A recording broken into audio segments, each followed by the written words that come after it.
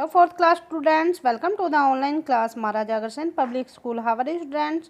I hope all are good. I hope आप अपनी study continue घर पर कर रहे होंगे बच्चों लास्ट वीडियो में मैंने आपको आपके इंग्लिश रीडर का lesson 3 in the valley of diamonds के पेज नंबर 18 रीड कराया था. आई होप आपने अच्छे से रीड कर लिया होगा. आज मैं पेज नंबर 19 रीड करा रही हूँ, तो बेटा ध्यान से सारे बच्चे इस वीडियो को वॉच करेंगे और मेरे साथ साथ रीडिंग करेंगे. तो फर्स्ट ऑफ ऑल सारे बच्चे एक तो बेटा बुक ओपन कर लीजिए. तो लेट्स कंटिन्यू आवर लेसन. हमारा यहाँ तक हो चुका था. अब हम नेक्स्ट चलते हैं, नेक्स्ट पैराग्राफ पे. ओके बच्चों, let's C.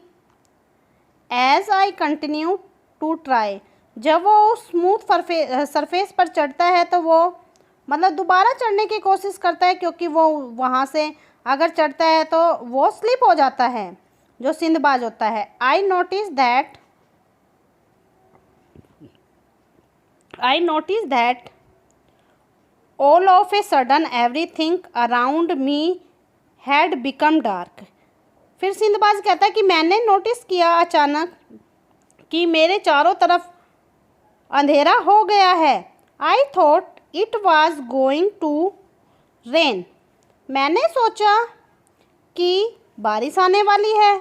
I looked up to the sky, मैंने आसमान को देखा. And shocked to see that there were no clouds above, मैंने देखा ऊपर आसमान में और मैं चौंक गया. शॉक्ड भी होता है शौक लगना या चौंकना, कि जो क्लाउड है, बादल हैं, वो आसमान में मतलब बारिश वाले नहीं हैं. A giant birds was heading in my direction. Giant mean है दानव. एक बड़ा बर्ड मीन पक्षी, एक दानव पक्षी मेरी डायरेक्शन, मेरी दिशा में मेरी तरफ आ रहा है. At once I assumed the bird as the giant roc, as I had often heard sailor talking about it. At once, एक बार मैंने दानव मतलब जो जायंट बर्ड है उसके बारे में सुना था यात्रियों से. But now I knew that the large white object in the sand was it's egg. But now, अब मुझे पता चला कि जो लार्ज वाइट ऑब्जेक्ट था, सफ़ेद कलर का जो चीज़ थी रेत के अंदर, वो इसका क्या था? अंडा था, एक बड़ा अंडा था. I was in roc's nest and I became afraid.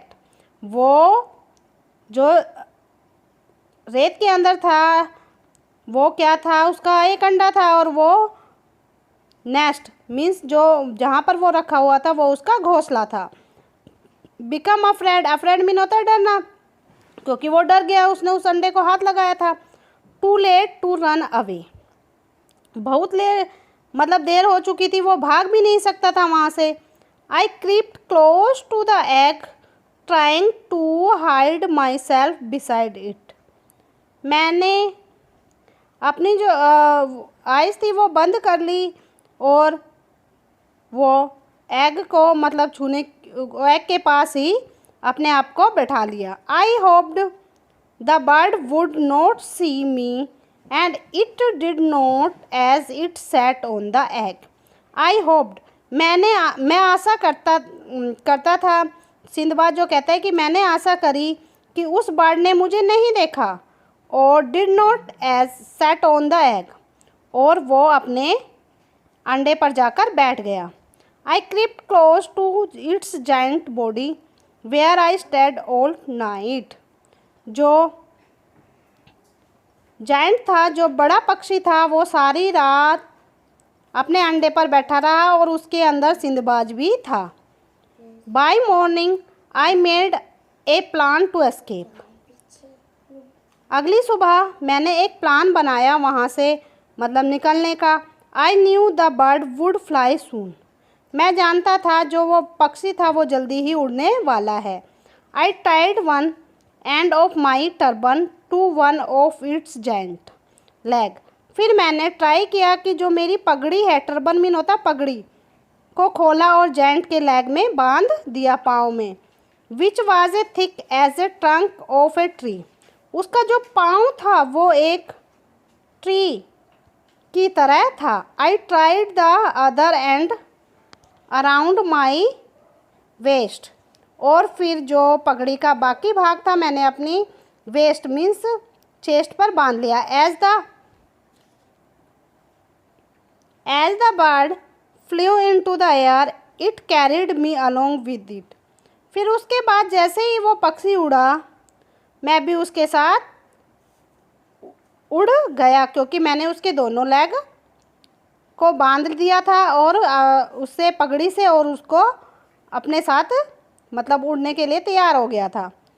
One and on and on we flew until we reached another island. वो उड़ता ही गया और कहाँ पर पहुँचा, दूसरे द्वीप पर जाकर पहुँच गया। Where the bird now landed quickly. फिर उस बर्ड ने जल्दी ही मतलब लैंड किया और उड़ गया। I unfastened myself. The bird caught a huge snake and flew away. मैंने भी अपने आप को मतलब खोल लिया था और द बर्ड जो बर्ड था उसने एक ह्यूग बड़े स्नैक को पकड़ा और उड़ गया। तो स्टूडेंट्स आपका पेज नंबर हमारा है 19 हैव बीन कंप्लीटेड। आगे नेक्स्ट वीडियो में हम नेक्स्ट पेज नंबर पढ़ेंगे। तो स्टूडेंट्स आई होप आपको मैंने जितनी रीडिंग कराई है वो समझ में आ गई होगी। फिर भी कोई प्रॉब्लम आती है तो बेटा आप मुझे कॉल कर पूछ सकते हैं। ओके बच्चों, bye, have a nice day.